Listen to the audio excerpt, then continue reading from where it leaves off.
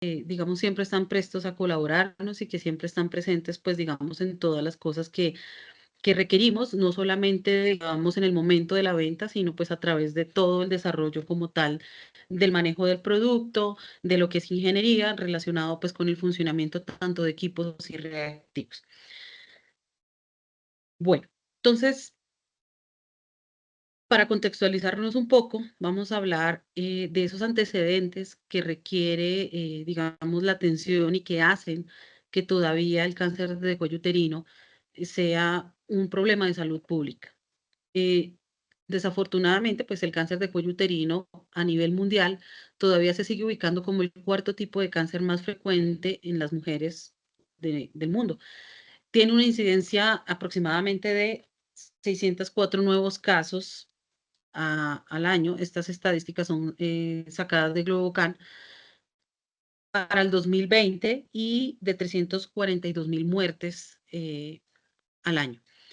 Esto, pues, digamos, posiciona este virus como la principal causa, o la principal, de hecho, pues, en las primeras publicaciones que se manejaban sobre este virus, lo catalogan como una causa necesaria, pero no suficiente, ¿cierto?, para desarrollar cáncer de cuello uterino.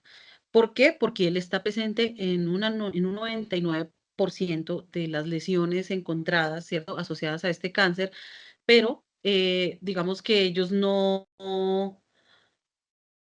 digamos, no representan, no son la única causa, lógicamente, porque recordemos que el cáncer es una entidad multifactorial que requiere otros factores, ¿cierto?, para ser desarrollado, eh, dependiendo del órgano donde estemos hablando. En el caso del cáncer de cuello uterino, pues claro, el BPH va a desencadenar una serie de mecanismos que van a generar unos cambios morfológicos, unos cambios en las células que va a desarrollar, bien sea cánceres anogenitales, de cabeza, de cuello, no solamente también de cuello uterino, sino que pues ya se ha visto que ha habido un ascenso también de prevalencia a nivel de desarrollo de cánceres en otros órganos o en otras zonas anatómicas. Los dos genotipos que por tradición o por epidemiología han venido catapultándose en como los más comunes son el HPV 16 y el HPV 18, que causan aproximadamente el 70% de todos los cánceres cervicales. Los genotipos, por otro lado, genotipo 6 y genotipo 11, catalogados como de bajo riesgo, esto según la clasificación de la IARC, entonces están asociados con lo que son las verrugas anogenitales o verrugas genitales, una condición que suele ser benigna en los genitales externos. Sin embargo, ya hay artículos, hay papers donde se está viendo que pues hay una concomitancia entre los de alto riesgo y los de bajo riesgo, y esto está generando una especie de sinergia entre los genotipos que hace que ellos pues digamos, puedan potenciar esa capacidad carcinogénica que tienen los de alto riesgo. Entonces, esta asociación, pues digamos, también debe generar interés público, también debe ser algo que digamos, nos atañe y que deberíamos también empezar a pararle de pronto un poco más de atención. Una característica muy importante que tiene este virus es que es muy transmisible, ¿cierto? Porque sus picos de incidencia, pues, comienzan justo tras el inicio de la actividad sexual. Entonces, es una de las ITS más frecuentes, ¿cierto? Ya él es catalogado como una enfermedad de transmisión sexual, una infección de transmisión sexual, que es muy frecuente en la población. De esta manera, pues, digamos, esta gráfica lo que nos muestra es la distribución, ¿cierto?, de las tasas de mortalidad estandarizadas por edad, esto al año 2020. Entonces, digamos que nosotros estamos como entre más oscuro sea el color, pues mayor incidencia, mayor prevalencia va a tener estas tasas de mortalidad. Entre más claro sea el color, pues menor incidencia.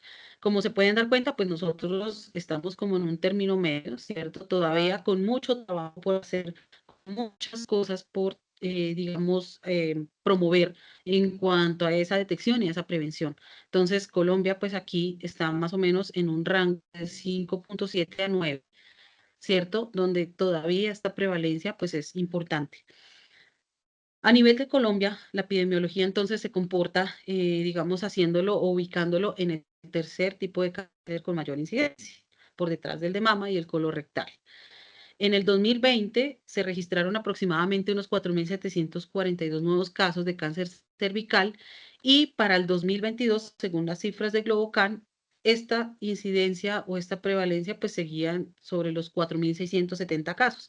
Si nosotros observamos aquí la diferencia, ¿cierto? Después de 2 años, simplemente se ha reducido a 100 casos nuevos. Entonces, esto llama la atención, pues digamos, cuando estamos pensando en que se han implementado estrategias, como ya está legislada la prueba de tamizaje de screening, ya está, digamos, como más divulgado todo este tema de reducir esas incidencias, de trabajar en la reducción de casos, pero sin embargo todavía vemos que esto falta mucho camino por recorrer. Entonces, importante que, como les decía al principio, nosotros tenemos una gran potestad en este camino para poder ayudar a reducir estas cifras. Por otro lado, se trata del cuarto cáncer en mortalidad en Colombia, ¿cierto? Por detrás del de mama y colorectal, que esto es pues bastante, digamos, también importante. Y en el 2020, pues se registraron 2.490 muertes por cáncer de cuello uterino y para el 2022, 2.435. Entonces, nuevamente volvemos a observar que estas cifras con respecto a estas, pues también siguen manteniendo una, digamos, proporción muy similar, lo cual indica que pues algo estamos haciendo como no tan bien. ¿Cierto? Porque no logramos reducir esas cifras a la meta que requiere o que está proponiendo la Organización Mundial de la Salud, que va dirigida a reducir estas incidencias más o menos a un 4%, ¿cierto? Nosotros todavía tenemos una cifra bastante alta de incidencia que, pues, digamos, todavía tenemos mucho por trabajar. La tasa de mortalidad es de 7.4 por 100.000 mujeres al año. Entonces, imagínense, si tenemos que bajar al 4, todavía todos los casos que tendríamos que reducir. O sea, todavía está muy, muy alta esa cifra. Si lo vemos aquí, pues también las tasas de mortalidad distribuidas en este mapa. Entonces, pues vemos que Colombia sigue manteniéndose en esas cifras, digamos, medias, ¿cierto? Por decirlo de alguna manera, con una frecuencia de 7.4%. Sin embargo, pues mucho por hacer todavía, ¿cierto? Podríamos estar ubicados tal vez como más bien Puerto Rico, como aquí pues estas islas, de pronto Chile, pero pues todavía tenemos una incidencia bastante alta. Entonces, una razón por la cual pues podemos seguir trabajando todavía. En cuanto a pues digamos la distribución por regiones, esta información que tenemos de la cuenta de alto costo nos muestra cómo, pues, la distribución de estas incidencias o de estos porcentajes sigue siendo muy alta hacia la costa Caribe, ¿cierto? Seguido de la región central, la incidencia. Entonces, esto también, pues, un poquito, lógicamente, que tiene muchos aspectos, mucha incidencia de pronto de temas de migración poblacional, de temas, digamos, en que de pronto los programas de tamizaje también tienen mucha más fuerza en ciertas regiones que otras. Esto puede ser temas gubernamentales, temas de pronto de presupuesto para este tipo de programas. Y obviamente eso está pues relacionado o impacta directamente sobre el aumento de estas cifras, ¿cierto? Entonces, pues digamos, esto es como un panorama general que nos da la cuenta de alto costo, que es importante también tenerla en cuenta, porque obviamente pues esto nos muestra una tendencia de cómo se comporta la incidencia de este virus a nivel de Colombia. El agente etiológico, pues como lo mencioné al principio, es el virus de papiloma humano, ¿cierto? Él se ha encontrado asociado a todo lo que es el desarrollo de estas lesiones, porque él tiene una alta afinidad por las células epiteliales. Él es un virus de doble cadena que no tiene envoltura y según pues toda la estadística que se ha desarrollado a través de los años de investigaciones, ya tenemos a la fecha más de 200 genotipos identificados de HPV distintos. La clasificación de la IARC se da en función del riesgo carcinogénico, ¿cierto? Entonces, entre más riesgo tiene de desarrollar un cáncer, pues va a ser denominado como un genotipo de alto riesgo. Y entre menos asociación tenga con la aparición de estas lesiones carcinogénicas, pues se va a determinar o se va a denominar bajo riesgo. Por eso es que nosotros encontramos que según la IARC, pues tenemos esta clasificación que tenemos acá en esta tabla, donde el grupo 1 pues va a ser el más carcinogénico y vamos a encontrar los genotipos que normalmente nosotros tamizamos en un screening, ¿cierto?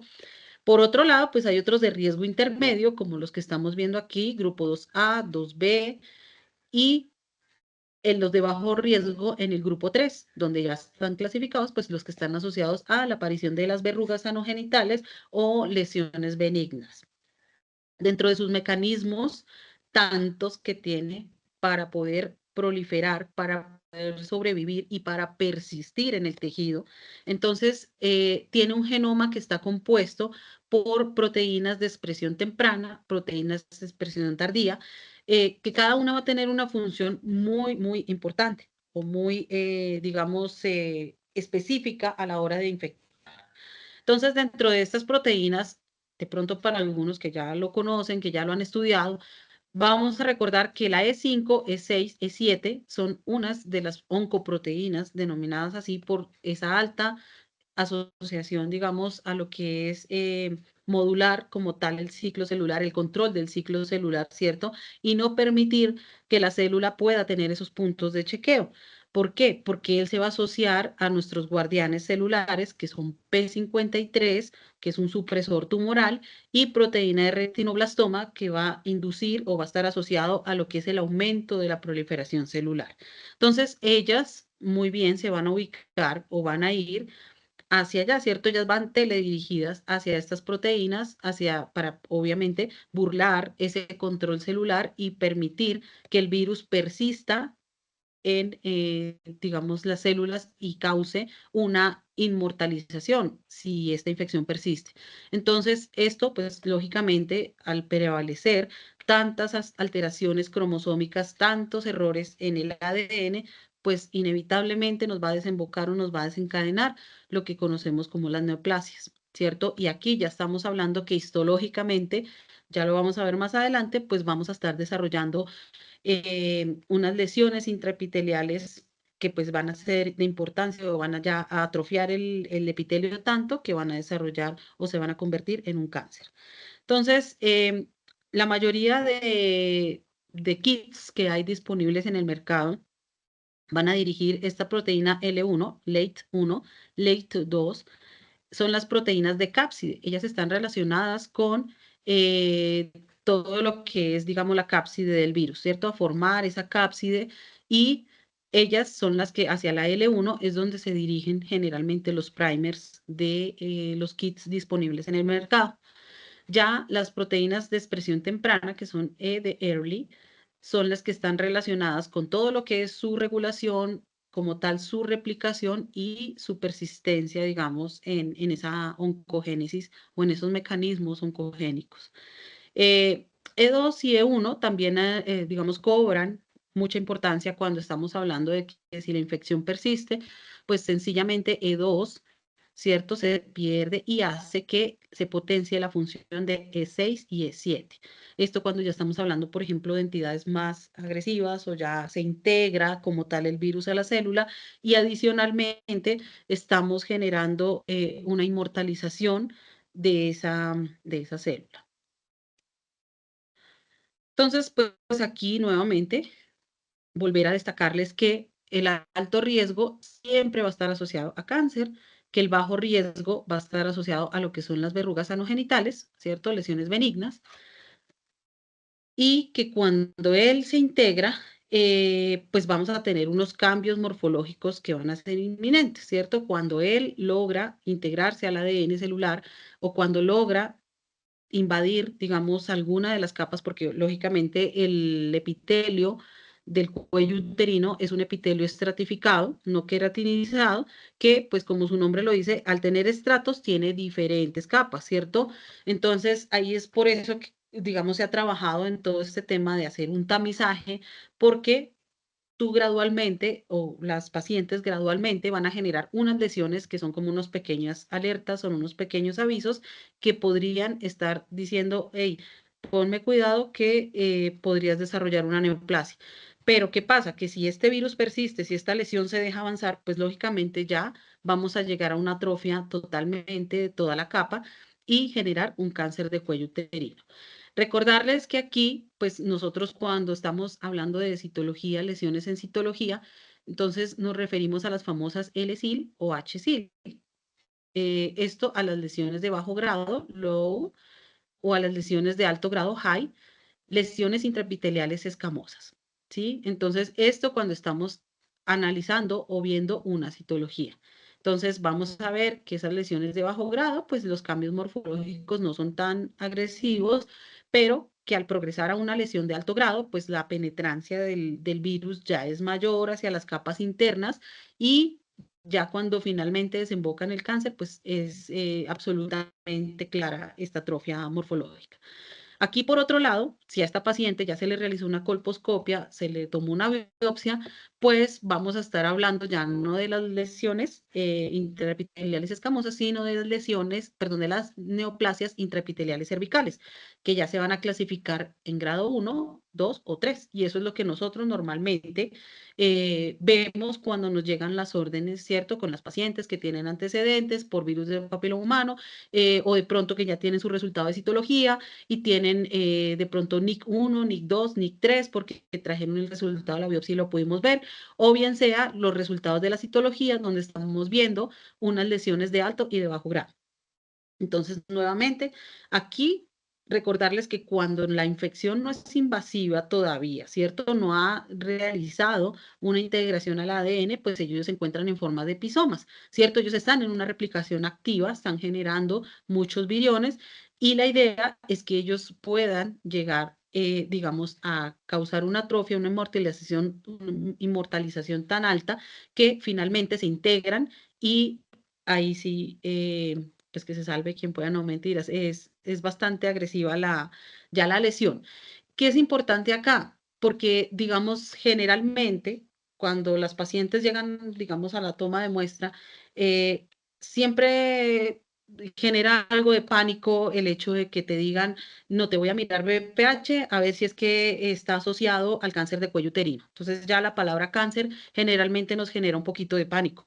Y aquí es donde tenemos que ser muy claros cuando estamos hablando de la infección con virus de papiloma humano, no siempre va a desembocar un cáncer, ¿cierto? Por eso es que es prevenible, por eso se hace un tamizaje, un screening y se debe hacer seguimiento. ¿Por qué? Porque no siempre la lesión con este virus va a generar o va a desembocar una lesión cancerosa y adicionalmente lo que digamos es claro y también está muy bien documentado es que, por ejemplo, en las mujeres jóvenes menores de 30, como lo vamos a ver más adelante, por eso el programa de tamizaje va dirigido a mujeres mayores de 30 años. ¿Por qué? Porque las mujeres que tienen edades inferiores a los 30 años, nosotras tenemos recambios del revestimiento escamoso del cuello uterino y pues esto hace que generalmente estas infecciones se resuelvan por sí solas, que nuestro sistema inmune sea capaz de hacer ese recambio celular y pues simplemente esas partículas se expulsan, ¿cierto? De manera que no va a poder ingresar el virus al epitelio. Una condición importante que también siempre es citada y es dentro del proceso, digamos, de oncogénesis o bueno, de los mecanismos que tiene el virus para ingresar, es que debe haber una microlesión, ¿cierto? Entonces, eso también hace que, por ejemplo, haya mucha prevalencia. De pronto aquí, pues no lo voy a citar, no lo tengo, pero en algún momento la doctora Mónica Molano del Instituto Nacional de Cancerología hizo una publicación donde ella citaba una prevalencia de un 14,3% en pacientes con citología normal, ¿cierto? Entonces era muy frecuente o es frecuente encontrar pacientes con virus de papiloma humano, pero que tienen una citología absolutamente normal. ¿Cierto? Entonces, esto pues obviamente nos da un panorama esperanzador en el sentido de que no siempre el hecho de tener virus de papiloma humano nos va a sentenciar a que vamos a desarrollar una lesión. ¿Sí? Entonces, esto tiene que ser importante y nosotros, digamos, en eso tenemos que informar muy bien a las pacientes si tenemos la oportunidad o si a nuestro cargo está de pronto brindar algo de información, porque también es cierto que hay muchas pacientes que llegan y no saben para qué les mandan un tamizaje o para qué les mandan la detección de virus de papiloma humano. Y entonces aquí es donde yo les digo que nosotros como profesionales de la salud o como actores de la salud, pues tenemos que promover una buena información, ¿cierto? No permitir que la paciente me entre en pánico porque las pacientes se angustian cuando desconocen para qué les mandan eso, incluso nosotras mismas en nuestro gremio, pues promover esa buena información, ¿sí? Siempre tener una infección por virus de papiloma humano no significa que vas a desarrollar un cáncer. ¿Listo? Bueno, bueno, aquí había en esta gráfica también es importante ver cómo esa infección por virus de papiloma humano tiene una frecuencia mucho más alta, ¿cierto? En este grupo de edad en que las mujeres están en un rango de 15 a 30 años. Lógicamente, pues esto aquí parte digamos, esta curva lógicamente la vemos acá a partir de los 15, pero tal vez ya podemos estar hablando que esto puede ser incluso más temprano por todo el tema que hablábamos del inicio de de actividad sexual, que pues ahora, pues de hecho lo comienza más temprano. Entonces, con el tiempo, obviamente estas infecciones pues van a tender a disminuir, ¿cierto? En los rangos de edad más avanzados. Sin embargo, pues lógicamente aquí es donde ya como no hay recambio celular, entonces va a ser más importante la persistencia y hacer un seguimiento de estas pacientes que puedan estar presentando algún tipo de lesión o alguna persistencia de un genotipo como tal en, en su cepillado endocervical. Dentro de los mecanismos, entonces, como les decía, pues la E6 está asociada a la degradación, ¿cierto?, de esta proteína P53, que es la encargada de, pues, como ser un policía para inducir la apoptosis, ¿cierto? Ella es la que se encarga de que cuando no hay de pronto un adecuado ADN para seguirse replicando, pues ella induce la muerte celular programada llamada apoptosis, pero en condiciones, digamos, en que haya una infección por el virus y persista, pues esta proteína se va a unir a P53, la ubiquitiniza. No voy a detallar mucho este mecanismo molecular. Y luego, pues, va a entrar también o va a promover una actividad telomerasa que va a inducir la inmortalización, ¿cierto? Entonces, por un lado detiene el policía y por otro lado aumenta la proliferación, aumenta su sobrevida en el tejido. La E7, por otro lado, pues hace una degradación de la proteína de retinoblastoma y esto pues va a inducir una proliferación desmedida de esas mutaciones durante los procesos de mitosis, ¿cierto? No va a dejar de suceder la mitosis y sí va a aumentarse, ¿cierto? La progresión la inmortalización, la proliferación de esas mutaciones. Entonces, como lo vemos, pues ellas están relacionadas en todo lo que es inactivar los factores de transcripción y de esta manera evadir o desenmascarar, digamos, perdón, enmascarar su actuación para que el sistema inmune no pueda ejercer una actividad de respuesta ante ellas, ¿cierto? De hecho, esta infección por ellas es poco inflamatoria, lo que hace que por eso también esa respuesta del virus no se genere de forma tan activa, ¿cierto? Esa respuesta inmune y pues él pueda seguir haciendo todo su proceso. Todo ello, pues, favorece inevitablemente la inestabilidad genómica y todo lo que es el proceso de transformación morfológica. Entonces, de esta manera es que ya, digamos aquí internamente, pues, como vemos en las imágenes, ocurre todo el proceso de señalización, porque esto es una cascada de señales dentro de la célula que induce que se inmortalice la célula anormalmente, ¿sí? Porque no está bien, su ADN está dañado, tiene muchas mutaciones, pero como no hay quien la detenga, ella sigue haciendo división. Entonces, ¿qué estrategias podemos nosotros implementar o se tienen en este momento dentro de la legislación no solamente colombiana, sino a nivel mundial? Por un lado, la vacunación, ¿cierto? Contra el virus de papiloma humano, que ya lo hemos visto, que incluso ya está indicada, incluso no solamente antes se hablaba de solamente las niñas, ¿cierto? A partir de los 9 años, ahora para los niños también ya está indicada esta vacunación. Entonces, niños y niñas, la vacunación contra virus de papiloma humano. Esto antes de que inicie su vida sexual. Por otro lado, el cáncer cervical pues se puede curar si se diagnostica en una fase temprana y se trata prontamente, ¿cierto? Entonces, dentro de la estrategia de la Organización Mundial de la Salud, pues ellos buscan marcar o hacer la diferencia, digamos, en esa incidencia año tras año, buscando tempranamente la detección, ¿cierto? Perdón, haciendo una detección temprana del virus, mejorando estos procesos de diagnóstico de una lesión asociada a BPH y, por supuesto, prevenir que si en el caso de que se encuentre una persistencia y una lesión asociada a la presencia del virus, pues que se pueda tratar a tiempo, ¿sí? Que no se deje obviamente avanzar hacia una lesión ya neoplásica como tal. Entonces, esta estrategia lo que busca es eliminar, obviamente, estas incidencias, como lo digo. Entonces, una visión mundial donde el cáncer cervical es eliminado, ¿cierto? O se busca erradicarlo totalmente como un problema de salud pública, con un promedio, una línea donde estamos partiendo, o sería el escenario ideal, que esta incidencia bajara a un 4 por 100.000 mujeres, ¿cierto? Eh, siguiendo las siguientes blancos o los siguientes targets. Entonces, para el 2030 se busca que pues, los países avancen en esta eliminación del cáncer cervical. ¿Cómo? El 90% de las niñas, ¿cierto? Menores de 15 años sean vacunadas. Y esto, pues como les decía, aquí, por ejemplo, en Colombia ya está legislado también para niños.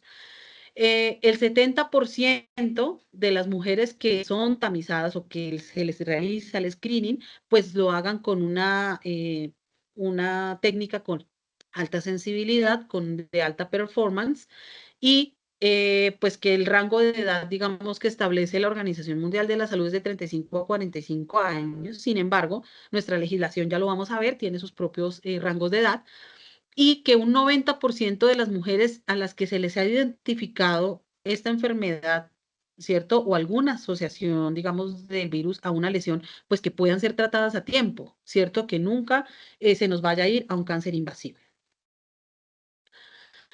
¿Y para Colombia qué hay? Entonces tenemos el tamizaje de cáncer de cuello uterino, que ya está legislado por la resolución 3280 de 2018, emitida por el Ministerio de Salud, donde indica que la citología cervicuterina va a realizarse en pacientes en el rango de edad de 25 a 29 años, que si es negativa, pues va a tener un esquema de realizar nuevamente al año, a los 3 años y a los 3 años, ¿cierto?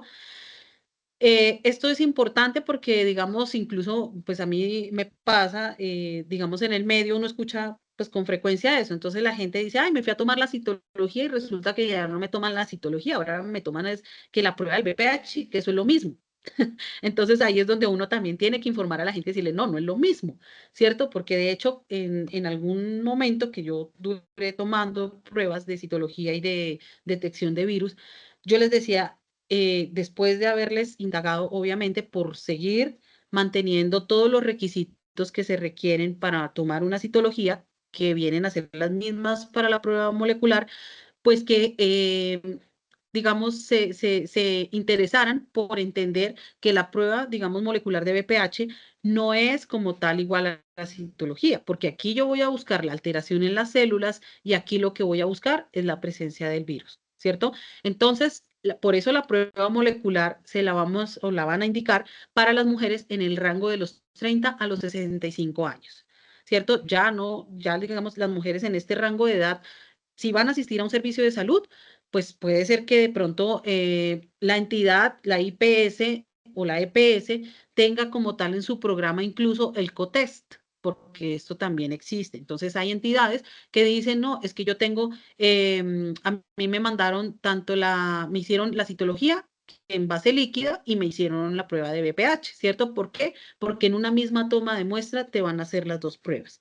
Entonces, esto también es importante siempre, pues, saber qué es lo que me están haciendo, ¿sí? Porque hay incluso también mujeres que dicen, no, sí, a mí me hicieron algo, pero yo no me acuerdo qué es. Entonces, yo no sé, algo me hicieron, pero que era para lo del cáncer de cuello uterino, pero no me acuerdo qué es. Entonces, importante, pues, pararle bolas también a esto y explicarle a las pacientes muy bien. En el caso en que alguna de estas dos pruebas saliera positiva, o incluso las dos, pues entonces ahí sabemos que en ese algoritmo de manejo a estas pacientes, se les va a realizar una prueba de inspección visual o lo que conocemos técnicamente como la colposcopia, ¿cierto? Y esta colposcopia pues ya va a permitir otro tipo de procedimientos que van a seguir o van a continuar auscultando la necesidad de pronto de algún tratamiento quirúrgico. Porque también esa es la otra. Muchas mujeres, típica pregunta, dicen, pero ¿y no hay nada que yo me pueda tomar para de pronto resolver lo del BPH? ¿No hay nada, un tratamiento, alguna pastilla? No, porque pues ahí entonces uno les recuerda, los virus no se tratan con antibióticos, ni con pastillas, ni con nada. O sea, simplemente lo único que podemos esperar es a que el organismo por sí solo resuelva la infección mediante la acción del sistema inmune. Otra cosa importante, ¿quiénes pueden tomar la muestra? Entonces, están habilitados, digamos, los profesionales pues en medicina, los médicos, bien sean ginecólogos o médicos generales, las enfermeras jefes, bacteriólogas o citostotecnólogos que tengan certificación del curso de toma de muestra. Sin embargo, actualmente, por ejemplo, me he topado con que ha habido entidades en que me dicen, no, es que yo, la Secretaría de Salud de aquí o la gobernación permite que si mis auxiliares tienen el curso, ellas tomen, ¿cierto? O puedan realizar la toma de la muestra. Entonces, eso es totalmente válido si tenemos pues el aval, digamos, de una entidad gubernamental. Aquí, entonces, continuamos haciendo énfasis en todo lo que es el diagnóstico temprano y prevención. Entonces, también quiero hacer énfasis en dos cosas que son importantes acá. Generalmente hay mucho desconocimiento en lo que es un screening y lo que es una genotipificación. ¿Por qué? Porque aquí cuando yo hago screening, yo simplemente estoy buscando genotipos de alto riesgo, ¿sí? Los asociados al desarrollo de cáncer de cuello uterino. Mientras que cuando yo estoy haciendo una genotipificación, no solamente estoy auscultando o buscando alto riesgo, sino también los de bajo riesgo. Acá también en el screening tenemos que la identificación individual o la discriminación como tal del genotipo va a ser únicamente para 16 y 18.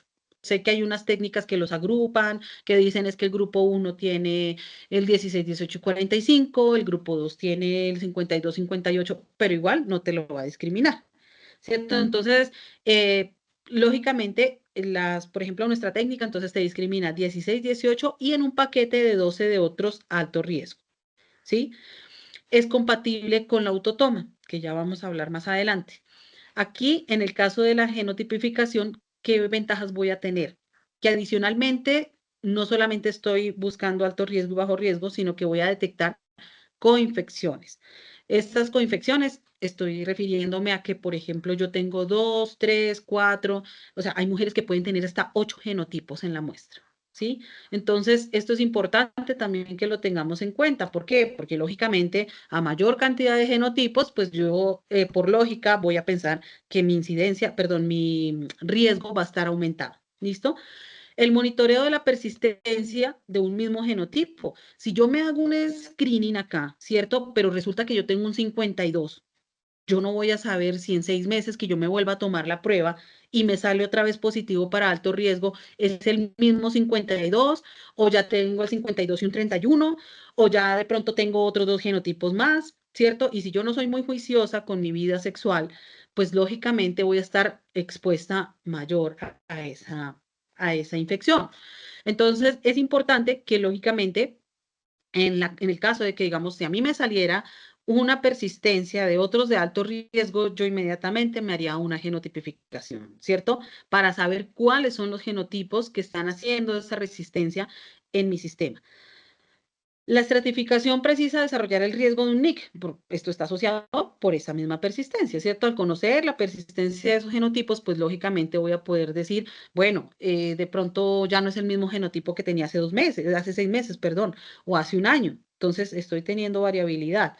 Entonces, adicionalmente, pues también es compatible con la autotoma.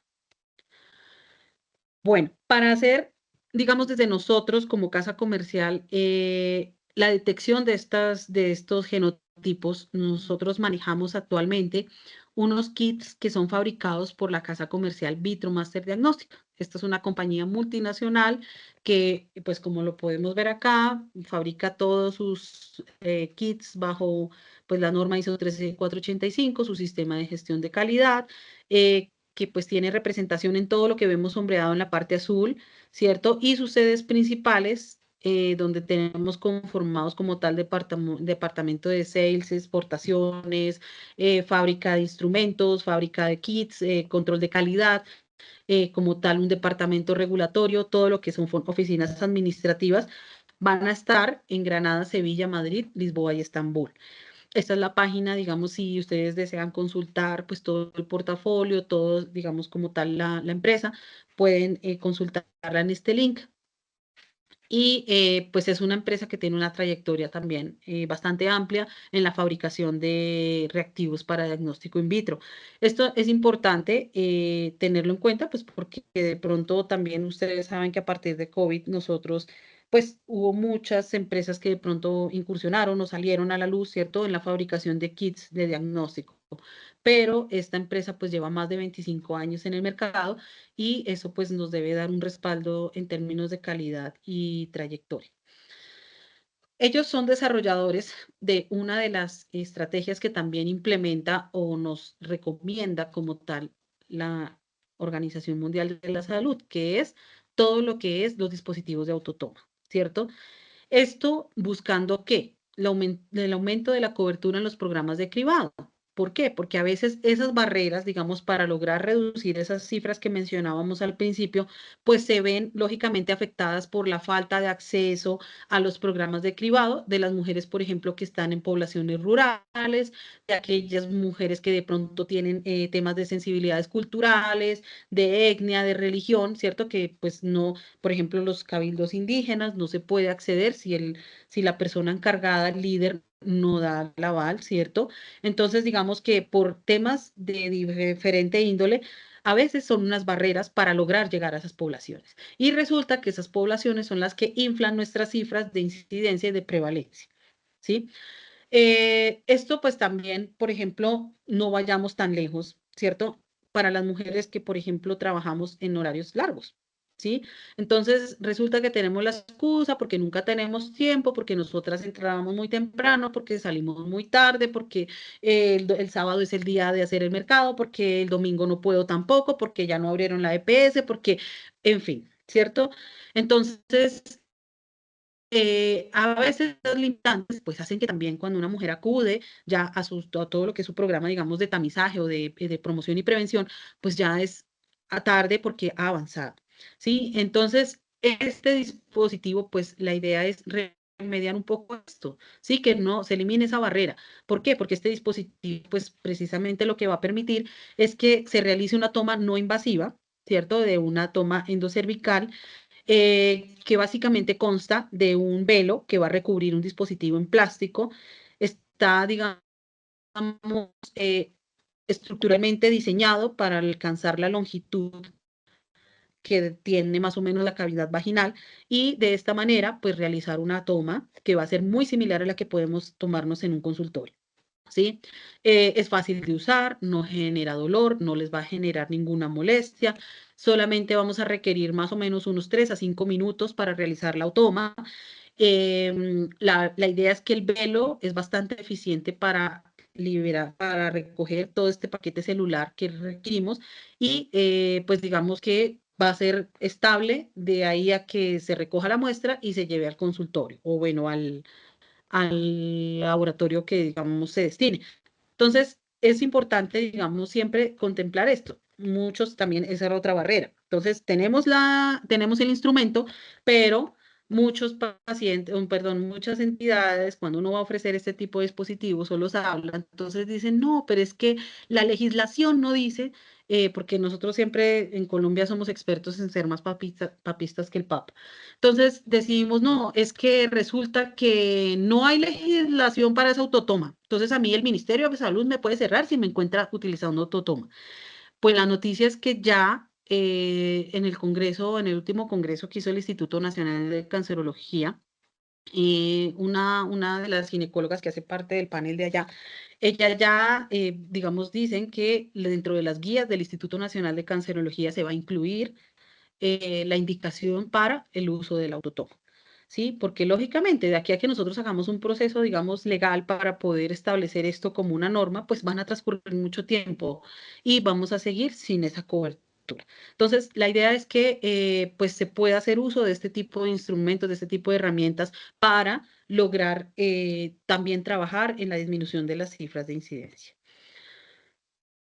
Típica pregunta que me hacen a veces los usuarios o los clientes. Entonces me dicen, pero ven, si nosotros tanto que molestamos porque decimos que la sensibilidad, que se ve disminuida cuando no se toma una buena muestra, que porque la paciente, claro. Entonces, cuando nosotros le damos o le suministramos el dispositivo a la paciente, debemos hacerle la salvedad, pues que debe cumplir con las condiciones como si se la fuera a tomar al consultorio, ¿cierto? No estar menstruando, no haber tenido relaciones sexuales, no haberse aplicado duchas vaginales, ni óvulos, ni nada, ninguna sustancia interferente, ¿cierto? Que pudiera dañarme el examen. Entonces, como se dan cuenta aquí en la parte de abajo, pues esto viene, este dispositivo viene, esto es plástico, y esto que lo recubre, esta telita, es un velo como parecido a con el que de pronto nosotros realizamos la depilación con cera y estas cosas, es muy similar el material, entonces es bastante suave, lo cual no va a generar molestia. Este velo es lo que se va a introducir en la cavidad vaginal. Se esperan 5 minutos aproximadamente y luego se va a retirar y ese velo es lo que va a ir embebido en este recipiente plástico que tiene un preservante, que tiene un medio de transporte que va pues obviamente a mantenerlo viable hasta que se haga la detección.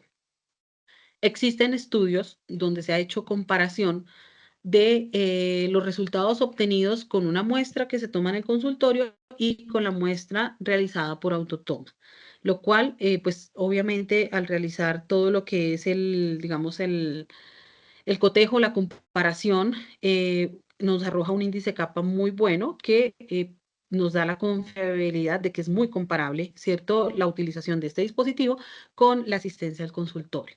Entonces, por ejemplo, aquí tenemos estudios también donde se ha realizado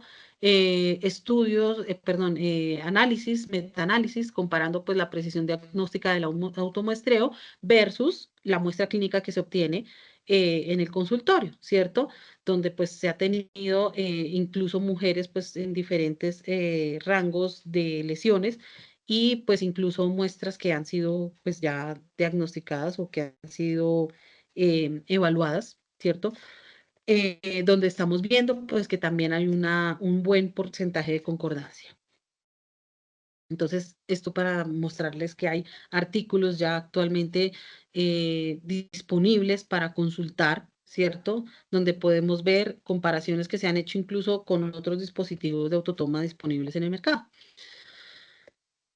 Para hacer entonces el programa de tamizaje de screening, tenemos nosotros un kit de PCR en tiempo real que nos tiene, por supuesto, la marcación IBD donde vamos a realizar una PCR multiplex en tiempo real, o QPCR. Nos va a permitir realizar la detección de 14 genotipos en los que vamos a diferenciar o a discriminar el 16, el 18 y otros genotipos, 12 genotipos que van a ser estos que vemos acá, ¿cierto? Que son los más frecuentes clasificados, si se recuerdan la tablita, de los grupos 1, 2 y 3. 1, 2, perdón. Bueno, se trabaja a partir de ADN purificado. Sin embargo, una de las, digamos, recientes avances que tiene Vitro es que ya se puede trabajar la muestra directa. Si tomamos el cepillado en seco. Si tomamos el cepillado en seco, entonces podemos realizar, digamos, una detección sin necesidad de realizar extracción. Se sigue conservando una sensibilidad, bien sea en muestra directa o con extracción de 10 copias por reacción. Entonces, básicamente esta es la presentación en que viene. Es un kit bastante amigable, que conserva su estabilidad. Vienen 2 viales por 50 tests cada uno. Como se pueden dar cuenta, es una Master Mix que está lista para uso y que no requiere sino que le adicionemos la muestra. Por otro lado, tenemos un kit bajo la tecnología DNA Flow que nos hace la detección y el genotipado de 35 genotipos de HPV, contempla el grupo tanto de alto riesgo, discriminando cada uno de ellos, como los de bajo riesgo, discriminando cada uno de ellos. Importante, el funciona, o su fundamento, pues es básicamente una hibridación que es seguida de una PCR múltiplex con sondas de ADN específico para cada genotipo. Entonces, cada uno de estas membranas que contienen estos genotipos tiene sus propios controles, lo cual pues también nos permite realizar incluso el procesamiento solamente de una muestra o 12 o 24 en simultáneo.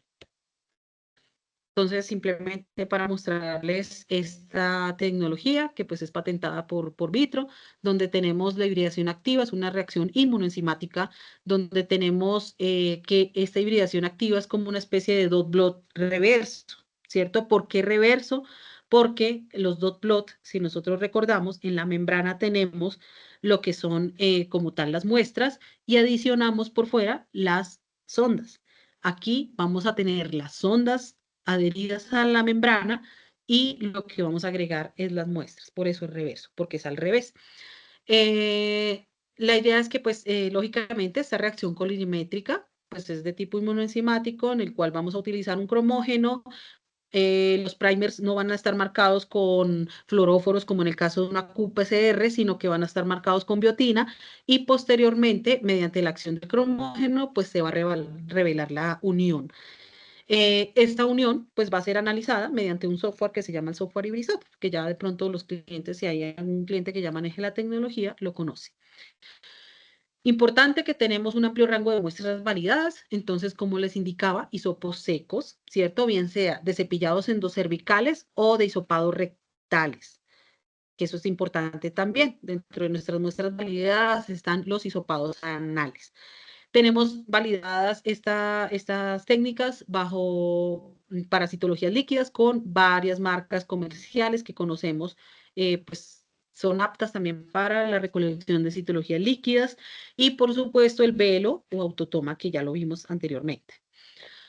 La tecnología de NeaFlow, pues básicamente trae una PCR liofilizada, ¿cierto? Como lo vemos aquí, nuestras pepitas son unas perlitas que están liofilizadas, trae todos los componentes de PCR y lo mismo, lo único que yo voy a tener que hacer es adicionar mi muestra directa porque tampoco requiere ADN, mis reactivos de hibridación y mis chips, que si ustedes los ven, parecen unas pastillitas de CERT, donde voy a tener todas mis 35 sondas para hacer la detección de los genotipos.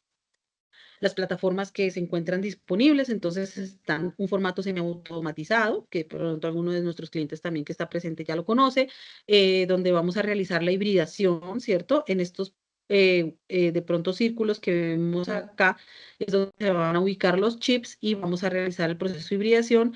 La captura de las imágenes la vamos a realizar con esta cámara que tenemos acá y la gestión de las muestras mediante el software que les indiqué, el Hybrisoph. Ya tenemos otras plataformas que son totalmente automatizadas, donde tenemos incluido un termociclador que va a realizar la PCR, posterior de denaturación e hibridación en estas cámaras que vemos aquí. Entonces, generalmente el tiempo total estimado de estos procesamientos es de 4 horas, lo cual, pues, digamos, es un sistema cerrado que podemos tener total confianza y menos operación por parte del usuario. El software que les comento pues básicamente nos va a permitir realizar la gestión de muestras y reactivos, hacer análisis, por ejemplo, estadísticos de gasto de reactivos, todo lo que son la captura de imágenes, análisis automático como tal de los arrays, porque son macro arrays, y la generación de informes, incluso en formato PDF. Tiene acceso por si queremos hacer migración a las plataformas informáticas de los hospitales. Importante que nuestros kits pues cuentan con una validación científica y clínicamente pues válida, hecha digamos en casa comercial. Adicionalmente participa anualmente en todo lo que son o es compatible también, porque a veces los clientes me han preguntado con qué sistema de control de calidad podrían compararse, podrían hacer su control de calidad externo. Nuestras matrices son compatibles con todo lo que es el QCMD, ¿cierto? El cual pues es un sistema de proficiencia también muy utilizado por la Organización Mundial de la Salud, el LabNet, y contamos con publicaciones científicas donde se ha comprobado, digamos, la eficiencia y pues la calidad de nuestros productos. Entonces, acá pues tenemos, por ejemplo, publicaciones como estas en las que se ha utilizado, pues, digamos, se ha estudiado este método para realizar, pues, lo que es la genotipificación. Y quiero especialmente citar esta publicación del doctor Santiago Estrada en el Laboratorio Clínico BID de Medellín, donde pues recientemente él publica este artículo en donde hizo una corte entre el año 2020 y 2023 en pacientes para ver la prevalencia en pacientes, mujeres y hombres que tienen sexo con hombres VIH positivos. Em, y por qué es importante, por ejemplo, realizar este tipo de estudios que son muy interesantes y que pues me parece muy acertado y muy oportuno del doctor Santiago, que por ejemplo estamos viendo aquí una prevalencia que se comporta de una forma diferente en mujeres y en hombres que tienen sexo con hombres VIH positivos, ¿cierto? ¿Por qué? Porque dentro de los programas de screening generalmente se enfocan hacia la incidencia del cáncer de cuello uterino. Y, por ejemplo, estas cifras altas, donde pero que podrían estar relacionados con la aparición de cánceres genitales, perdón, de cánceres anales, eh, pues es importante evaluarlo, es importante también tenerlo en cuenta, ¿sí? Entonces, digamos que este tipo de estudios son muy enriquecedores para conocer esa prevalencia, ¿sí? Porque, pues, digamos que generalmente cuando uno consulta las bases de datos, pues, este tipo de estudios ya en países, obviamente, pues, no solamente del tercer mundo, perdón, de primer mundo, sino también más industrializados, pues de pronto esto es muy, muy común encontrarlos. Sin embargo, nosotros en Colombia todavía tenemos bastante por hacer. Entonces, si se dan cuenta, por ejemplo, esta publicación, el doctor la realizó con nuestra plataforma, él tiene el HS24 y realizó el análisis de esta población, que es muy interesante, que pues ahí, como lo pueden ver, podemos buscarlo y realizar, o si ustedes lo requieren, yo les puedo compartir el artículo. Otros paneles disponibles dentro de esta tecnología de DNA Flow, no solamente para detección de virus de papiloma humano, también tenemos el panel de enfermedades de transmisión sexual, que el doctor Santiago Estrada también lo tiene incluido en su portafolio, y adicionalmente también ha hecho publicaciones con este panel. Tenemos un panel de sepsis para detección de 36 patógenos y 20 genes de resistencia. Tenemos un panel de multidrogoresistencia donde tenemos 5 especies bacterianas detectadas con 56 marcadores de resistencia. Un panel respiratorio para hacer la detección de 23 genes infecciosos asociados, perdón, 23 agentes infecciosos asociados a enfermedades respiratorias. Un panel de enfermedades, perdón, de bacterias que causan o que están asociadas a la transmisión por garrapatas, un panel que detecta 9 bacterias y un hongo que causan infección en el sistema nervioso central. También existe un panel de estos específicamente de virus. Entonces, este es como el portafolio que tenemos bajo esta tecnología. Recordarles que ellos incluyen sus controles de calidad dentro de cada chip y que me permite realizar no solamente el procesamiento de pues de un panel grande, sino que adicionalmente, si yo tengo solamente una muestra para procesar en un, por ejemplo, laboratorio con bajo volumen, pues yo lo podría hacer. Entonces, es importante que lo tengamos en cuenta. Y eso pues es todo lo que hasta hoy pues quería comentarles. No sé si habrá espacio de preguntas o ya se fueron.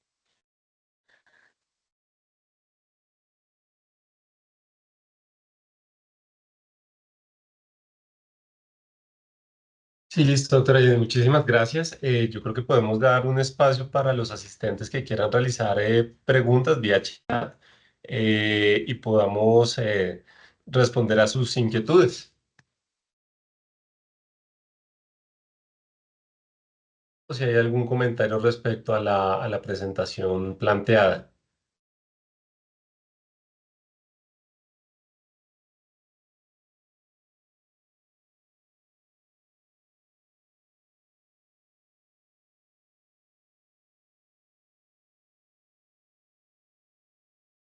Es igual, por aquí creo que hay una mano levantada. La doctora Rosemary.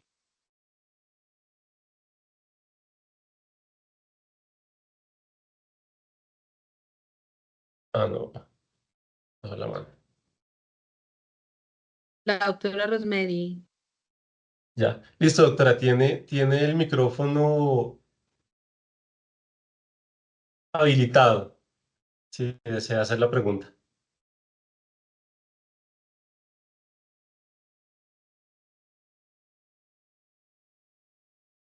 Doctora Rosemary, tiene el micrófono habilitado. Silenciado.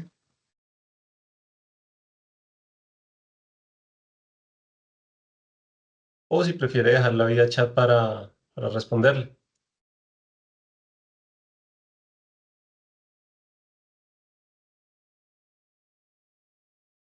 Dice que Ah, no lo tiene habilitado, Andrés. aquí me sale que permitir micrófono. Sí, ahí lo tiene. Lo que pasa es que debe... Intenta ahí, doctora.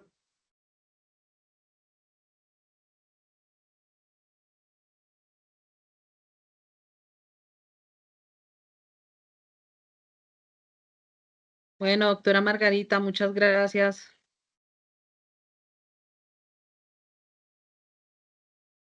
Sobre la reglamentación con salud pública, dice la doctora Rosemary. Bueno, digamos de momento, digamos, lo que está establecido es lo que le mencionaba del Ministerio de Salud, doctora. Respecto a salud pública, pues bueno, nosotros todavía no tenemos, digamos, como tal una legislación que sea tan certera o, digamos, como tan estricta con este tipo de programas. Y tan es así que nosotros tenemos la oportunidad, digamos, pues de hacer, por ejemplo, el famoso COTEST, que era lo que yo les mencionaba. Entonces, digamos, podemos hacer tanto la prueba, digamos, de la detección del virus como la citología en base líquida. Entonces, digamos que muchas entidades o muchas EPS se rigen más que todo por esta parte, o sea, por el tema, digamos, más del lado de realizar como tal el screening, que es a final de cuentas lo que se busca, digamos, dentro de las estrategias de prevención para el cáncer de cuello uterino. Bueno, voy a leer aquí de pronto las preguntas bueno, la doctora Luisa Fernanda me dice, me gustaría saber qué piensas sobre los tiempos de los esquemas de la resolución. Claramente no estoy de acuerdo. Y claramente en eso es que tenemos que trabajar con las pacientes, ¿cierto? Si yo veo que es una paciente que, digamos, no tiene el conocimiento de salud o incluso hasta una compañera que yo sé que tiene el conocimiento, pero pues que dice, no, a mí siempre me sale, porque eso es muy común, no, a mí siempre me sale un genotipo 45 o me salen los de alto riesgo positivos, siempre. Pero o sea, esperan hasta que pase mucho tiempo.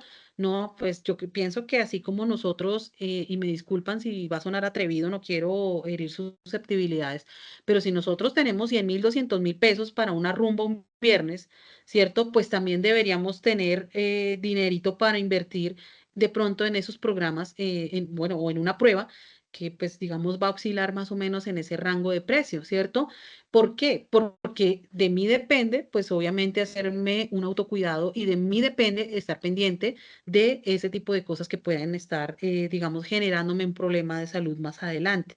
Entonces, ¿por qué no hacerlo? Yo sé que no es el super plan, porque lo que yo siempre les he dicho cuando estoy en las conferencias, yo sé que irse a tomar la citología, irse a hacer el BPH, no es el plan de, ay, amiga, te tengo el plan de viernes, nos vamos a hacer hoy el tamizaje de BPH. Yo sé que eso no es el super plan, pero si se trata de mi autocuidado, si se trata de buscar, digamos, mantenerme informada y estar un poquito más pendiente, pues de pronto yo puedo ser rebelde y no acudir a esos esquemas, sino decir, bueno, yo tengo este dinero, puedo mandarme tomar la prueba particular y de pronto, como les decía, no hacerme incluso un screening, sino hacerme un genotipado. Sí, cada día es más asequible este tema de estas pruebas debido obviamente a que los costos, pues como hay más oferta en el mercado, los costos tienden a bajar más. Entonces, digamos, nunca estaría de más de pronto tener esa precaución de hacerse la prueba. Eh, bueno, Liliana Ortega dice, me sigue preocupando lo del autotoma. Ujú. Claro, estoy de acuerdo. en el sentido de que pues uno siempre hace como mucho énfasis en que la endocervix, la exocervix, pero sin embargo, que es curioso que cuando hacemos estudios, digamos, de análisis de incidencia de esos genotipos en mujeres que son positivas, digamos, por una toma en consultorio y le hacemos una prueba con la autotoma, sigue siendo equiparable. O sea, realmente el índice kappa no es para nada despreciable, o sea, es bastante comparable la toma de muestra en el consultorio con la autotoma. Entonces, digamos que esto genera un poquito de polémica en ese aspecto y estoy totalmente de acuerdo, porque pues obviamente, como les decía, yo mucho tiempo tomé pues muestras para tanto para citología como para BPH y sí, lo primero que uno dice, incluso yo trabajando con las pruebas, yo lo primero que decía era, por favor, tomen bien las muestras. O sea, a mí me gusta trabajar en la educación de una adecuada toma de muestra, que tiene que ser de la endocervix, que tiene que ser, sí. Entonces, ¿por qué? Porque eso nos asegura que estamos dando un resultado veraz y de calidad. Sin embargo, pues estos estudios en comparación, digamos, con la autotoma, pues rebaten un poco, digamos, ese estigma de que si no es realizada en la endocervix, no va a manejar una misma sensibilidad, una buena sensibilidad, ¿sí? Em, bueno, la doctora Rosemary me dice, ¿quién debe realizar los BPH en patología o el laboratorio clínico? Eso depende cómo lo establezca la institución. Ahí, ¿qué es lo importante, doctora? Que tengamos establecido o digamos, sea una persona entrenada debidamente y que tenga, pues, obviamente su certificado de toma de muestra. ¿Sí? Más que qué entidad lo debe hacer, debería, digamos, definirse más es que sea un personal capacitado y entrenado. Eh, Generalmente, lo habitual es que lo tomen en el laboratorio. Generalmente, es lo que yo he visto pues porque yo obviamente, bueno, trabajé en laboratorios incluso pues de biología molecular donde se tomaba, pues se habilitaba el espacio de toma de muestra para realizar la toma del BPH. Bueno, doctora Ana Gabriela, podemos procesar muestras frescas, por ejemplo, de especímenes frescos preservados en solución salina. Eh, Sí, claro, doctora, pero ¿qué pasa? Digamos, por ejemplo, nuestro kit no está validado por casa comercial, por casa matriz en ese tipo de muestras. Sin embargo, si tú haces una extracción, tienes un kit de extracción con el que puedas trabajar ese tipo de especímenes, claro que sí, porque pues tienes un eluido y a partir del eluido haces el genotipado. Entonces ahí habría que mirar si tu kit, tienes un kit que sea bastante eficiente y bastante digamos, tiene un performance muy bueno para trabajar este tipo de muestras. Sería válido porque a partir del ruido tú puedes montar, pues lógicamente tú, sobre todo porque estás utilizando solución salina. Entonces aquí no podríamos utilizar, digamos, la muestra directa, toda vez que la solución salina es un inhibidor de PCR. Entonces tendríamos que hacer un proceso de purificación con un kit de extracción y luego realizar el genotipado. Bueno, Viviana, buenas tardes. Tengo un laboratorio de citología y quisiera saber quién debe firmar los resultados de BPH. Bueno, digamos que por legislación generalmente pues debe ser una persona que tenga, ¿cómo se llama esto? Responsabilidad legal, ¿no? Responsabilidad, digamos, frente a ese resultado. En ese orden de ideas, pues lógicamente tiene que ser un profesional de la salud. Un profesional de la salud que obviamente tenga pues su tarjeta profesional inscrita hacia un ente regulatorio y que pues pueda asumir esa, digamos, responsabilidad legal de emitir un resultado, ¿sí? En este caso pues tendría que ser evidentemente una bacterióloga. Sin embargo, por ejemplo, hay entidades donde procesan biólogos y el que firma es el patólogo o firma el genetista, entonces, o sea, llevan una segunda validación y lo hace el genetista o lo hace un patólogo. Entonces, también digamos que ahí puede ser viable. Entonces, generalmente, pues se maneja, es lo que yo he visto en el medio. Pero evidentemente tiene que tener una responsabilidad legal, o sea, tiene que tener una tarjeta profesional que tenga, que avale ese resultado de diagnóstico. Em, Sí, son 14 genotipos, doctora Liliana. 14 genotipos en total. Hacemos discriminación de 16, 18 en screening y los otros de alto riesgo irían en un grupo de 12. En el caso, digamos, del genotipado, sí vamos a hacer detección de 35, 18 de alto riesgo y 17 de bajo riesgo. Viviana, si tu histotecnólogo se puede, no creo porque no tiene tarjeta profesional. Yo pensaría que no. O sea, no he visto el caso, digamos, en que se firmen. O sea, lo puede firmar, pero tendría que tener una segunda firma, bien sea de un patólogo o de un genetista, que son, pues, digamos, ya los entes que van por encima de los directores de laboratorio. Vale, sí, señora.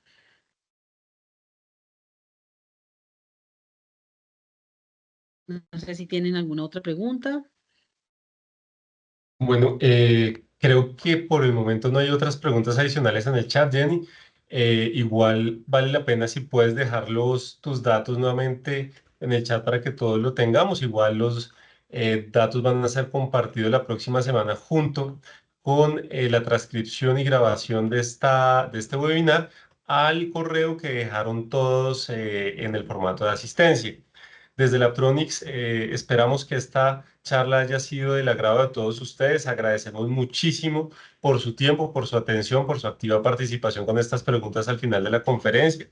Y pues bueno, esperamos que los datos suministrados el día de hoy pues hayan sido de interés, hayan aportado a sus conocimientos.